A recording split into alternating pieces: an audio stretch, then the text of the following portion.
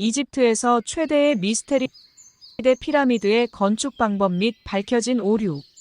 2개요. 기제의 3대 피라미드는 태고왕국 사왕조 때의 쿠푸왕은 기원전 2590년경부터 2567년경까지 왕과 후대 이왕이 차례로 건설한 피라미드로서의 피라미드 단지 내에는 방영호수 6기의 소형 피라미드, 예배 신전, 무수의 마스타바, 스핑크스, 호반 신전 등 화려하고 장엄한 영묘실입니다. 그중 쿠푸왕의 대피라미드의 세계 7대 불가사의 및 세계 5대 건축 1. 그레이트 피라미드 2.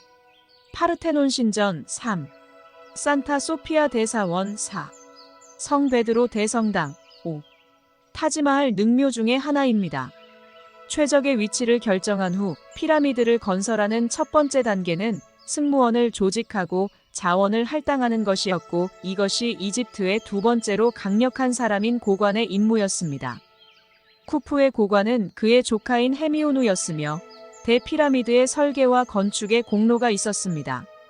헤미오누의 아버지인 네헤르마트는 스네프르의 피라미드 건축 프로젝트에서 고관이었으며 이러한 경험을 통해 건축에 대해 많은 것을 배웠을 것입니다.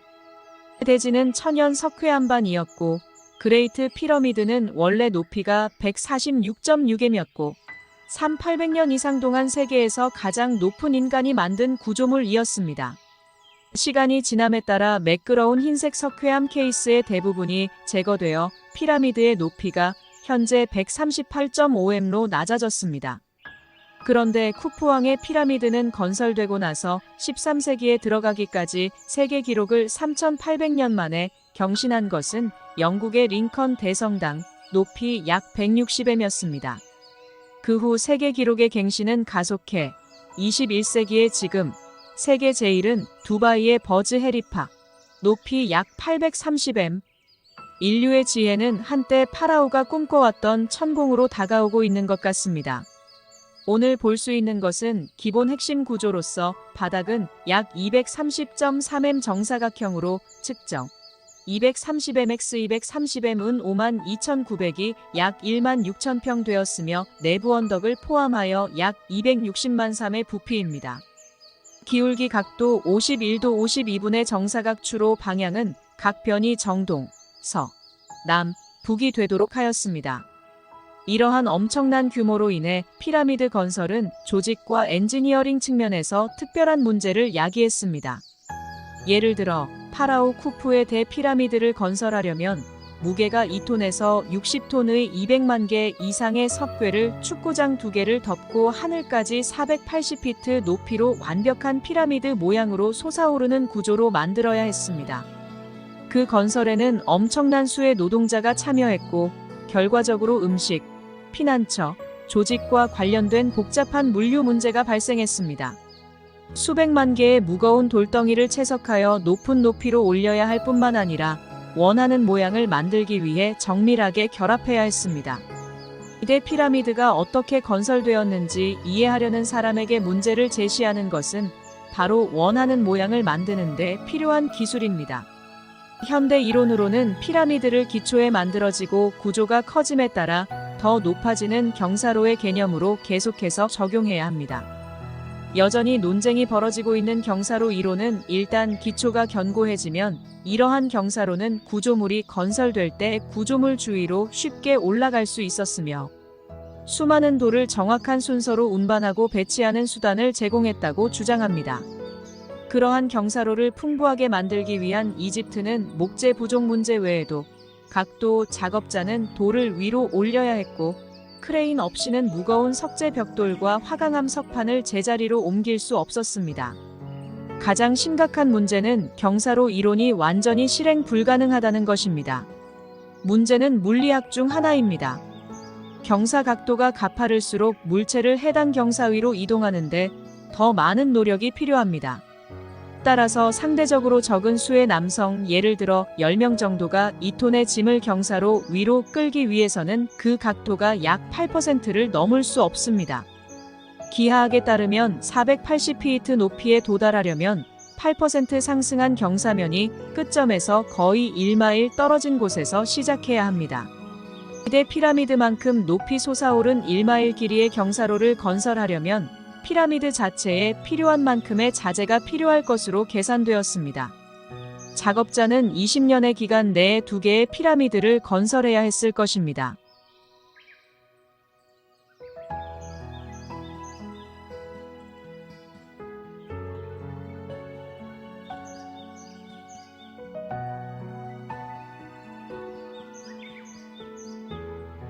경사로 이론의 변형은 경사로가 피라미드 내부에 사용되었다고 주장하는 프랑스진 페에르 호우딘에 의해 제안되었습니다. 하우딘은 건설 초기 단계에서는 경사로가 외부에서 사용되었을 수 있지만 피라미드가 커짐에 따라 내부 작업이 수행되었다고 믿습니다. 채석된 돌은 입구를 통해 가져와 경사로를 올라 해당 위치로 이동했습니다. 하우딘은 이것이 피라미드 내부에서 발견되는 샤프트를 설명할 것이라고 주장합니다. 그러나 이 이론은 돌의 무게나 돌을 피라미드 내부의 각도 위로 이동하여 위치에 맞추는데 필요한 경사로의 작업자 수를 설명하지 않습니다. 그 크기는 상상을 초월합니다. 높이 146m, 바닥 폭이 230m였습니다. 우리는 그 안에 평균 무게가 2톤과 4분 지삼톤인 돌덩이 230만 개가 포함된 것으로 추정하며 일부 무게는 최대 16톤에 달합니다. 쿠푸는 투린 로얄 캐논이라는 파피러스에 의하면 23년을 통치했습니다. 이는 그의 통치 기간 동안 매년 10만 개의 석괴 즉 매일 약 285개 석괴를 채석하고 운송하고 옷을 입히고 제자리에 설치해야 한다는 것을 의미합니다. 구조는 설계상 거의 결함이 없었습니다.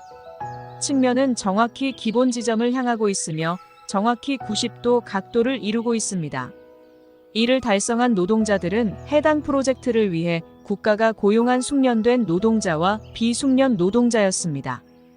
이 노동자들은 빚을 갚거나 지역사회 봉사를 위해 자원봉사하거나 시간에 대한 보상을 받았습니다. 노예 제도는 고대 이집트에서 시행된 제도였지만 기념물을 만드는데 히브리어든 다른 노예든 노예가 사용되지 않았습니다. 평평한 곳에서도 건설기계의 힘을 빌리지 않고 운반하기는 어려운 기술. 그것을 어떻게 그 높이까지. 고대 이집트인의 지혜에 다시 한번 경탄할 수밖에 없습니다. 어디까지나 가설입니다만 이라는 전제로 피라미드의 건축 방법, 그 중에서도 최대의 수수께끼인 돌의 운반과 쌓아 올리는 열쇠는 흙으로 생긴 경사로에 있다고 합니다. 아스완에 있는 채석장에서 노동자가 화강암 석재를 기울여서 통나무에 얹히고 있고 석재의 밑은 언덕길까지 이끌어 떨어뜨릴 수 있도록 합니다. 경사로 끝에서 석재는 나무 썰매에 실립니다. 롤러, 경사진 언덕길, 썰매를 이용하여 15t 이상인 석재를 채석장으로부터 수백 미터 떨어진 나일강 변의 배까지 끌고 갈 수 있었던 것입니다. 고대 피라미드 구조물은 원래 석회암 안반 위에 계획하였으며 나일강 물을 끌어들여 수로를 그림과 같이 만들고 수로에서의 물 높이로 건축의 수평을 맞추는 기준틀로 세웠습니다. 평면은 직각이 피타고라스 정의가 나오기 2000년 전 이집트인들은 3대 4대 5의 수치로 직각을 만들고 그를 기준하여 600만 톤에 달하는 약 230만 개의 대형 석괴로 건설하였습니다. 수평을 맞추기 위해 서로 연결된 수로가 이용되었습니다. 끝을 수면에 댄 길이가 같은 2개의 막대 사이에 끈을 매어 당겼습니다. 모래가 아니라 흙으로 만들어진 경사로라는 점에 주목해주세요. 모래라면 거석은 가라앉기 때문입니다. 이집트에는 많은 수수께끼가 있습니다만 최대의 미스터리라고 말해지는 것은 피라미드의 건축 방법과 미라에 만드는 방법입니다. 이 기술은 기록이 전혀 남아있지 않습니다. 그것은 신격화한 위대한 왕의 내세에 관한 정보, 현대의 국가 기밀보다 훨씬 중요한 것이었습니다. 우측 설명도 위로 향하는 언덕길은 피라미드를 이룬 4개의 연을 따라 계단식으로 되어 있었습니다. 3개는 올라가는 길, 1개는 내려가는 길입니다. 언덕길은 모두 피라미드의 4 모퉁이에서 시작되어 바깥쪽 화살표는 건설 중인 꼭대기까지 달합니다. 매년 2달 동안 나일강 물이 이집트의 농경지를 덮고 사실상 전체 인력이 움직이지 않았다면 이 건설은 불가능했을 것입니다. 그러한 시기에 파라오는 이를 위한 음식을 제공하고 그가 이 세상에서 그랬던 것처럼 사후 세계에서도 호의적인 대우를 받을 것이라고 약속했습니다. 매년 2달 동안 전국에서 수만 명의 노동자들이 모여 나머지 기간 동안 정규 직원이 채석한 블록을 운반했습니다. 감독자들은 움직이는 토사 위로 무거운 물체를 옮기는데 바퀴 달린 차량보다 더 적합한 장치인 썰매에 실려 돌을 운반하기 위해 사람들을 팀으로 조직했습니다. 물로 윤활된 둑길은 오르막길을 부드럽게 만들었습니다. 석괴를 제자리에 고정하는 데 모르타르는 사용되지 않았으며 이 우뚝 솥은 구조물이 4,000년 동안 살아남을 수 있을 만큼 정확하게 딱 들어맞았습니다. 해마다 범람하는 나일강의 범람은 강변의 농경지 전체에 걸쳐 강바닥의 비옥한 토양을 퇴적시켰다는 점에서 이집트인들의 생계에 필수적이었습니다. 그러나 그것은 또한 홍수 기간 동안 그 땅에 농사를 짓는 것을 불가능하게 만들었습니다. 이 기간 동안 정부는 그들의 위대한 기념물에 대한 노동을 통해 농부들에게 일을 제공했습니다. 이들은 돌을 옮기고 오벨리스크를 세우고 사원을 짓고 오늘날에도 사람들을 계속 매료시키고 영감을 주는 피라미드를 만드는 등 실제적이고 물리적인 작업을 수행한 사람들이었습니다. 이집트인의 위대한 문화는 말할 것도 없고 이러한 구조가 민족성 때문에 자신의 처지에 놓이게 된 열악한 대우를 받은 노예들에 의해 만들어졌다고 계속 주장하는 것은 그들의 노력과 기억에 대한 해악입니다. 성경의 출애굽기는 가나안 땅에 사는 한 집단의 사람들을 다른 집단과 구별하기 위해 의도적으로 만들어진 문화 신화이므로 역사로 간주되어서는 안 됩니다. 이 모든 노력은 신과 백성 사이의 중재자로서 가장 훌륭한 무덤을 가질 자격이 있다고 생각되는 왕을 위한 웅장한 무덤을 만드는 데 사용되었습니다. 기대 피라미드의 원래 목적에 관한 이론은 공상적인 것부터 터무니없는 것까지 다양하며 다른 곳에서도 조사될 수 있지만 기념물을 생산한 문화에서는 그것을 왕의 영원한 집인 무덤으로 여겼을 것입니다. 이집트 전역에서 발굴된 무덤은 투탕카멘의 가장 소박한 것부터 풍부한 예까지 기타 물리적 증거와 함께 죽음 이후의 삶에 대한 고대 이집트인의 믿음과 이 신세계에서의 영혼의 복지에 대한 관심을 분명히 보여줍니다. 부장품은 항상 고인의 무덤뿐만 아니라 더 부유한 무덤, 벽에 새겨진 비문 및 그림에 배치되었습니다. 기대 피라미드는 이 무덤 중 가장 웅장한 형태입니다. 기대 피라미드를 무덤으로 반대하는 주장은 내부에서 미이라나 부장품이 발견된 적이 없다는 사실을 인용합니다. 이는 고대부터 현재에 이르기까지 무덤 도굴의 수많은 증거를 의도적으로 무시합니다. 19세기 이후에 이집트 학자들은 대피라미드가 고대에 약탈당했다는 사실을 인식했으며 아마도 신왕국 시대 기원전 1570년부터 기원전 1069년경에 기자 묘지가 현재 더 벨리로 알려진 지역으로 대체되었을 가능성이 높습니다. 이것은 기자가 잊혀졌다는 것을 의미하는 것이 아니며 람세스 대왕 기원전 1279년부터 기원전 1213년까지 같은 신왕국 파라오가 이 장소에 큰 관심을 갖고 있다는 충분한 증거가 있습니다. 라메시스 2세는 명예의 표시로 스핑크스 앞 기자의 작은 사원을 세웠으며 이 유적지를 보존하는데 헌신한 사람은 라메시스 2세의 넷째 아들인 카하의 메세트이었습니다. 카하의 메세트는 이집트를 통치한 적이 없지만 과거의 기념물을 복원하려는 노력이 잘 기록된 왕세자였습니다. 실제로 그는 고대 기념물의 복원, 보존 및 기록 작업, 특히 기자에서의 작업으로 세계 최초의 이집트 학자로 간주됩니다. 오시리스 샤프트와 현장 주변의 다른 지역에서 수행된 작업은 제3중간기 제26왕조 기원전 1069년에서 525년까지와 후기 기원전 525년부터 332년에 활동한 것으로 나타났습니다. 따라서 기자는 이집트 역사 전반에 걸쳐 활발하게 활동하는 장소였지만 고대 왕국 시대만큼 항상 주목을 받은 것은 아니었습니다. 기원전 5세기에 쓴 헤로도토스는 대피라미드가 약탈당했고 오늘날 이 유적지를 방문하는 사람들은 만들어진 소위 강도 터널을 통해 들어간다고 보고했습니다. 1820년 칼리프 알 마문이 피라미드 내부에 보관된 모든 보물을 되찾으려는 노력을 기울였습니다. 칼리프 전후의 무덤 도굴꾼들도 19세기 발굴 이전에 피라미드를 방문했습니다. 쿠푸 시대의 피라미드에 보관되어 있던 보물이 무엇이든 고대 왕국 이후에는 언제든지 제거될 수 있었습니다.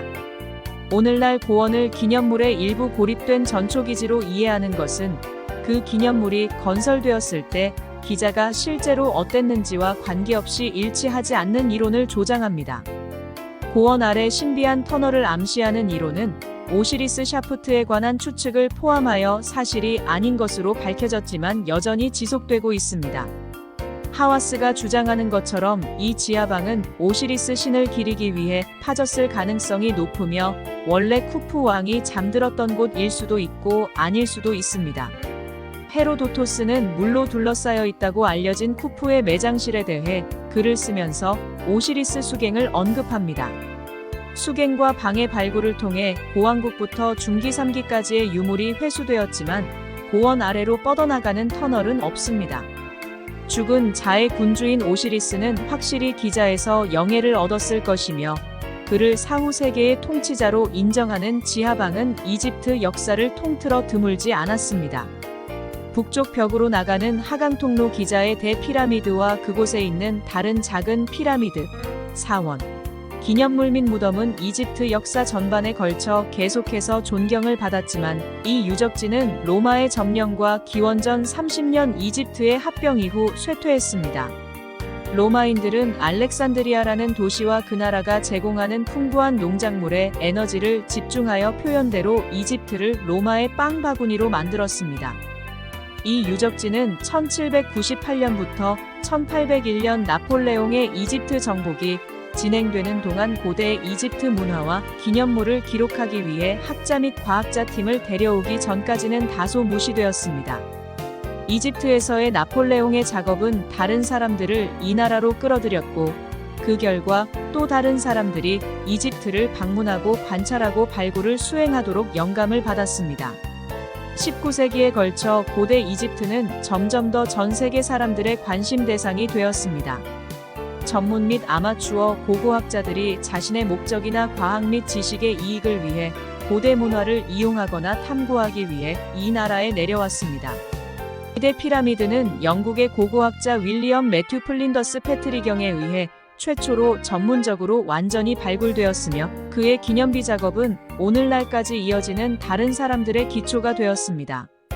플린더스 패트리는 분명히 대피라미드의 모든 미묘한 차이를 탐구하는데 관심이 있었지만 기념물 자체를 희생하지는 않았습니다. 그의 발굴 작업은 그가 조사하고 있던 작품의 역사적 진정성을 보존하기 위한 노력의 일환으로 세심한 주의를 기울여 수행되었습니다. 이것이 현대에서는 상식적인 접근 방식으로 보일 수도 있지만 전문 고고학자이자 아마추어 고고학자인 플린더스 패트리 이전의 많은 유럽 탐험가들은 고대 보물을 발굴하고 유물을 후원자에게 다시 가져오려는 목표를 추구하면서 보존에 대한 우려를 일축했습니다. 플린더스 패트리는 오늘날에도 여전히 준수되고 있는 이집트의 고대 기념물에 관한 프로토콜을 확립했습니다. 그의 비전은 그를 따르는 사람들에게 영감을 주었으며 오늘날 사람들이 여전히 기자의 대피라미드로 알려진 기념물을 존경하고 평가할 수 있는 것은 그의 노력 덕분입니다. 인용 인사이클로피디어 감사합니다.